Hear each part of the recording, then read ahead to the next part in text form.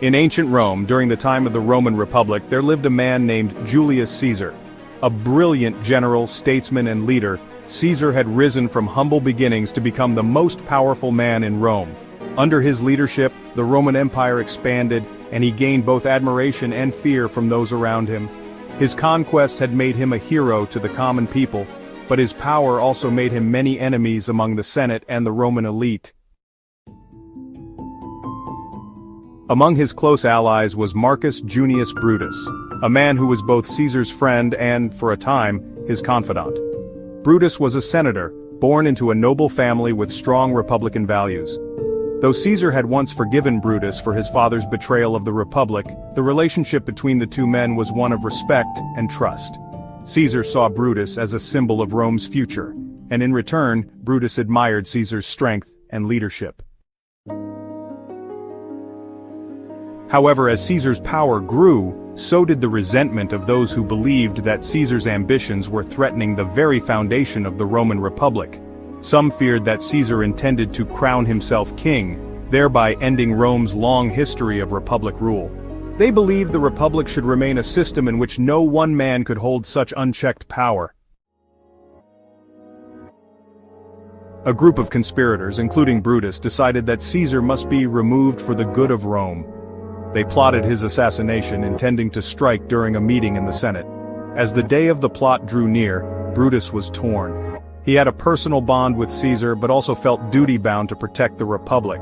After much internal conflict, Brutus chose to join the conspirators, believing that he was acting in the best interest of Rome, even though it meant betraying a man he considered a mentor and friend.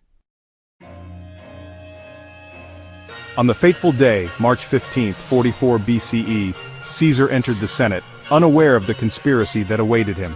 As he took his seat, the conspirators gathered around him. Brutus, standing near Caesar, was among the first to strike. The betrayal was swift and brutal, with each conspirator delivering a blow to the Roman leader. Caesar, shocked by the sudden violence, looked around at the faces of the men he had trusted.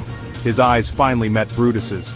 In his last moments, with disbelief and sorrow, Caesar uttered the now famous words, "Et tu, Brute?" Caesar fell to the ground, dying at the hands of the men he had once trusted most, including his close friend and ally, Brutus. The conspirators believed they had freed Rome from the threat of tyranny, but their actions set off a chain of events that would plunge Rome into civil war. The assassination of Caesar did not restore the Republic. Instead, it led to the rise of Caesar's adopted heir, Octavian, later known as Augustus, who would become the first emperor of Rome.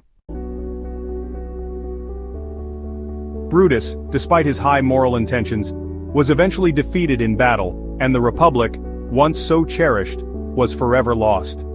The betrayal of Caesar, though motivated by a desire to protect Rome's ideals, led to a darker and more autocratic era.